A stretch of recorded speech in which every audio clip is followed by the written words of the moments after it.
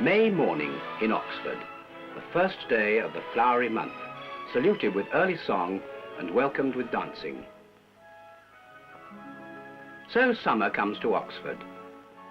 Through the dying blossoms of spring it comes, the first rays of the May Day sun warming the golden stone of Magdalen College. This is the ancient way to Oxford, the path of kings and queens, and of townsmen and gownsmen. Cardinal Wolsey built this tower. Charles I called it absolute building in England.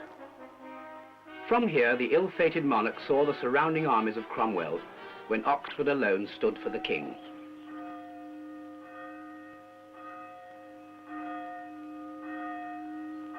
There is a spaciousness about Magdalen that seems to breathe the spirit of its age. For more than 500 years, these cloisters have sheltered men. These walls have echoed back their voices. These grotesques have held council above their heads. From the cloister now to the beautiful 18th century garden. On the right may be seen the wrought iron gateway leading across the little river Cherwell to Addison's Walk. Edward Holdsworth, a fellow of the college, designed this splendid range, which was erected in 1733. In this garden walked Edward, Prince of Wales, who gave up a crown for the woman he loved. The garden of New College preserves a part of the medieval wall of the city of Oxford. It was within this wall, no more than 2 miles square, that the university grew up.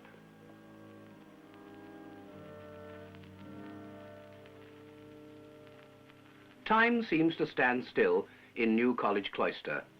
There is solitude and quiet in this place, so that we might well be in another age.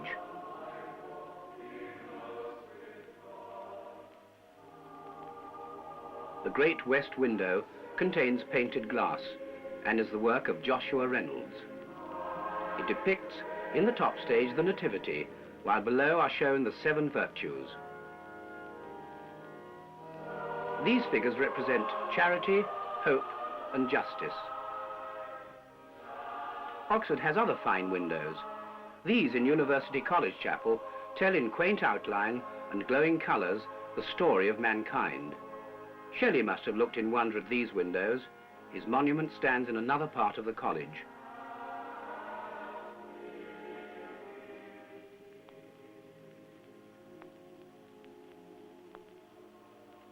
In the 13th century, there were some 1,500 scholars in Oxford. They lived in lodgings or halls, crowding the narrow streets of a prosperous medieval city. In these streets, for nearly 100 years, citizen and scholar quarrelled and fought and died. In Merton Street you will find Beam Hall and Postmaster's Hall. There are other streets whose names are older than the history books, telling many a tale to those who care to listen.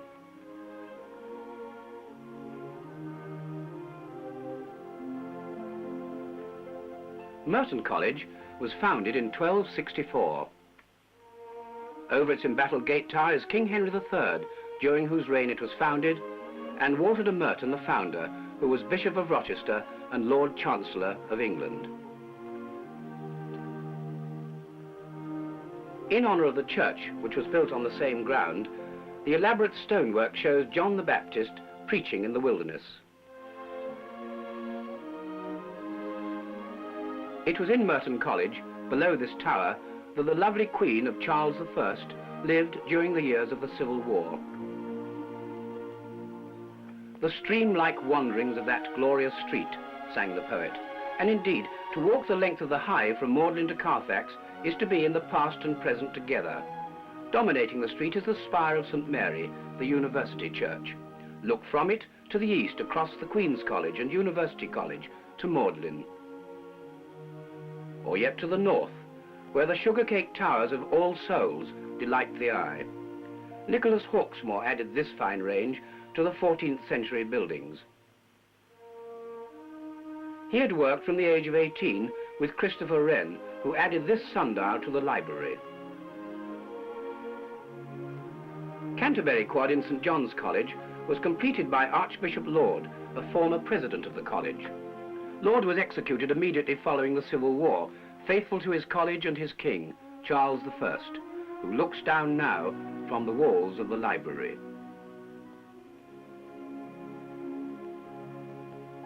These were the golden days. Colleges like Wadham and Oriel were built in the splendid pattern of the 17th century. Christopher Wren's Sheldonian Theatre began his work as architect. He followed the traditions of the past. More than 100 years before, Cardinal Wolsey had planned his great foundation, Cardinal College, to be known later as Christ Church. He planned a college more magnificent than any yet existing. It was to be his own enduring memorial. He stands now above the magnificent Tudor gateway, watching those who enter, wondering perhaps if they will remember. Mercury's pool reflects the glory of Tom Tower. In this superb quadrangle, little Alice Liddell, daughter of Dean Liddell, played with her sisters.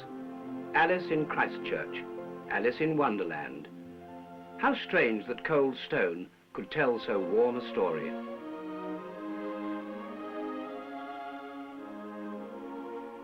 John fell. I do not like thee, Dr. Fell.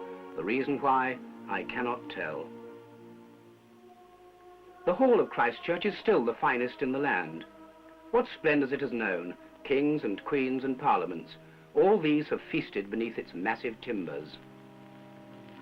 It has known great men too. Robert Peel, John Wesley, William Penn, William Ewart Gladstone, these and many more. And there are those whose names remain unsung, save by the flowers in this garden, which is their memorial.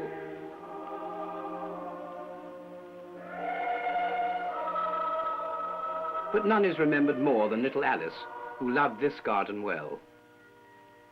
And the sheep shop, immortalized in Alice Through the Looking Glass.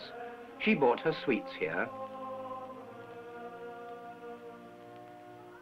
And then, in the last days of the Oxford summer, as children have always done, she and her two sisters would forget the great college and the little shop and gaze with delight at St. Giles Fair.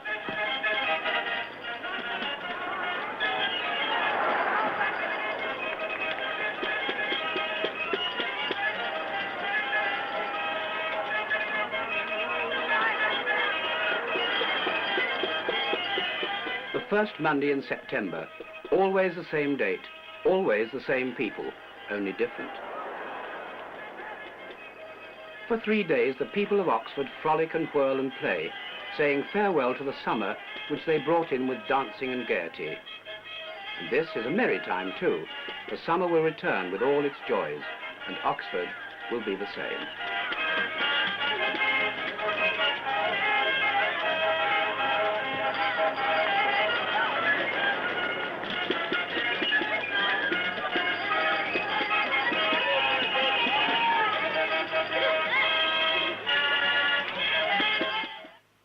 North of the university area is another place of quality, Quality House, where Oliver and Gurden's famous cakes have been made since 1919.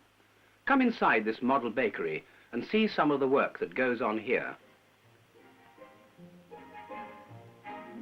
Most of the ingredients are familiar to any housewife, and of course you will recognize some of them here. Only the very best are used, and they come from all parts of the world. And if our foreign buyers look a bit dreamy-eyed sometimes, we can't blame them.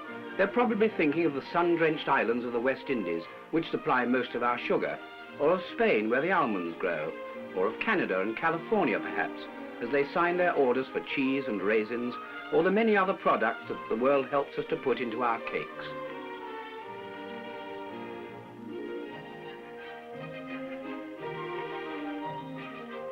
And although we buy in huge quantities, everything has to go through a careful sorting and cleaning and inspecting before it finds its way to the weighing rooms where the various mixings are prepared.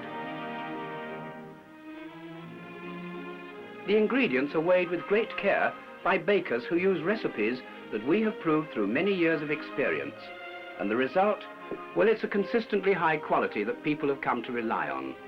Then, a final check of the mix. We know too much about cake making to leave anything to chance, and we want to be sure that the contents of these containers will provide delicious eating for all sorts of people in all sorts of places.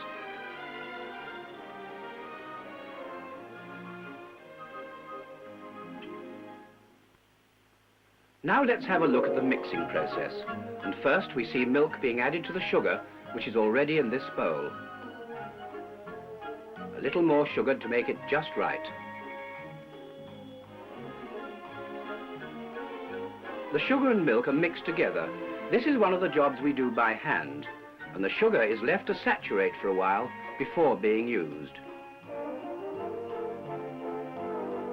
These operators are putting fats into the mixing machines. This is followed by flour, and when every ingredient is put in, mixing begins, creaming the mixture ready for the addition of eggs.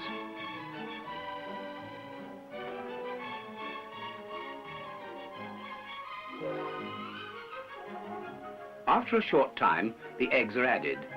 This mixing is a job that machines can do best, and you can see that they do their job well. Even so, it doesn't look very impressive at this stage, and it is hard to realize that in a few hours' time, this sticky, sweet-smelling substance will have been transformed into delicious, wholesome cakes, making many a tabletop or a picnic basket both attractive and appetizing.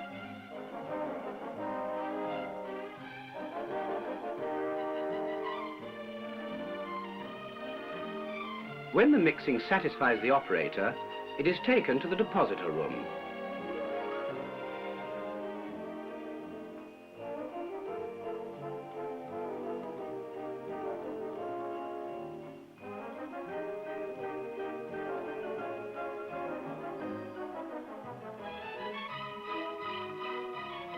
This is one of the depositors. The bowl is lifted gently up on the elevator, high above the depositor, into which the mix is to be poured. And there it goes, down into the depositor, which puts the exact amount required into each of the shapes on the moving table below. Even so, this operator takes no chances, and she makes regular checks on the weighing machine by her side.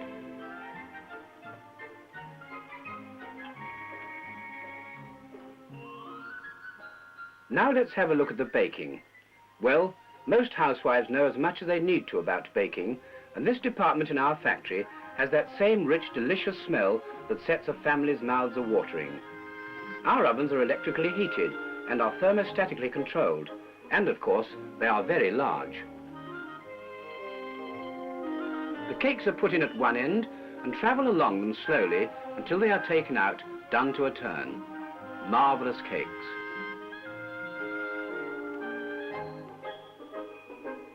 These are Christmas cakes, or birthday cake bases, which are sold oven fresh as they are, with almond paste ready for the housewife to finish herself. And incidentally, we're very proud of our almond paste, and we take jolly good care to see that it matches the high quality of the cakes it covers. So you can finish the cakes yourselves, or you can let our experts do it for you. Well, you probably know that this isn't as easy as it looks. These confectioners are very expert, and they have an eye for a pretty picture. They don't use any special tools for cake decoration, just lots and lots of know-how and skill.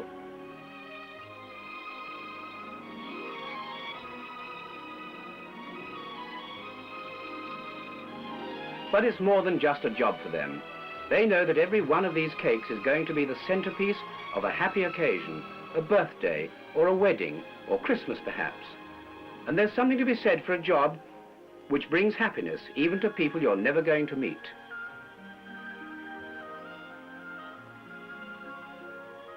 They have their favorite designs, of course. What craftsmen haven't? But you tell them you want something special, and they'll dream up a design that will please everybody.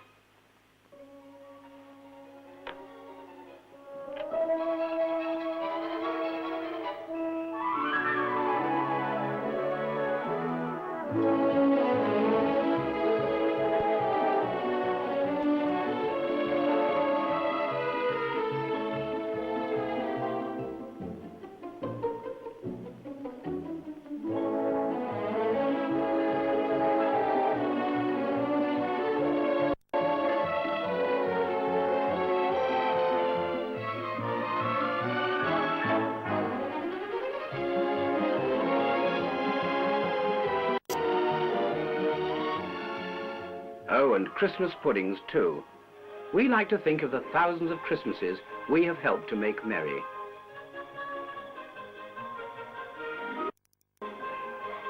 And in our puddings, there is all the traditional richness and goodness that you expect to find, and probably more.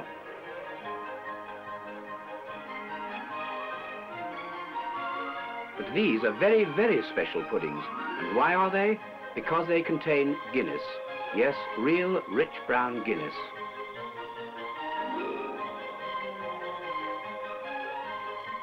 It's all hands on deck to get this valuable consignment away on time. And for those who are lucky enough to get one of these, there's many an old friend pictured around these colourful basins.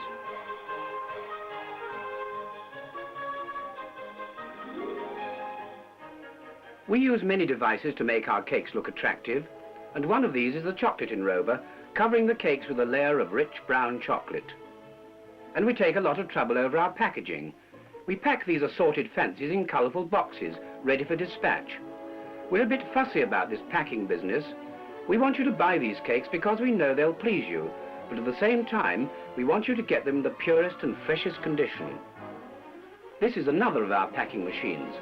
It not only wraps the cakes, but also checks to ensure that no foreign metallic objects have found their way past the keen eyes of our inspectors. Cakes are conveyed and put into cartons. Then they are sealed in transparent wrappings and come over the top of the machine, finally passing through the metal detector.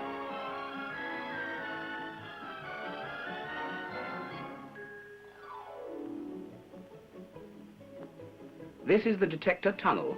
Nothing escapes its searching probe. It is the last stage of a constant search for purity.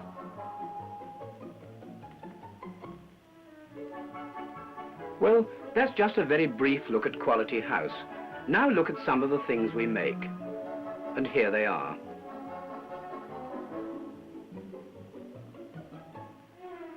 Shortbreads, 3 in a box, lunch cakes, and coconut layers.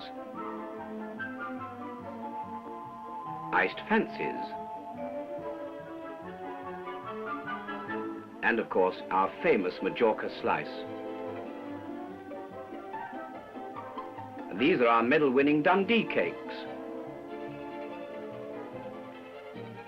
And then there are assorted fruit cakes, gâteaux, chocolate whirls, Swiss rolls, and of course, our delicious farmhouse cakes.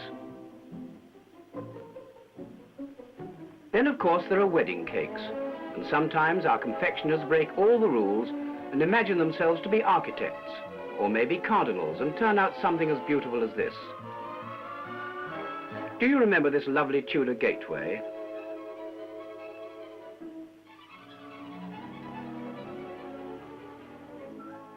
So from those early beginnings of 1919, when William Oliver and Aubrey Gurden began their little bakery, has grown a modern, vigorous organisation. From Quality House in Oxford, fine cakes go out to all parts of the Midlands and the south of England. We are proud of our products, and we are determined that our name will remain a byword for reliability and excellence, and that those who enjoy the food we make will think of our house as a place of quality.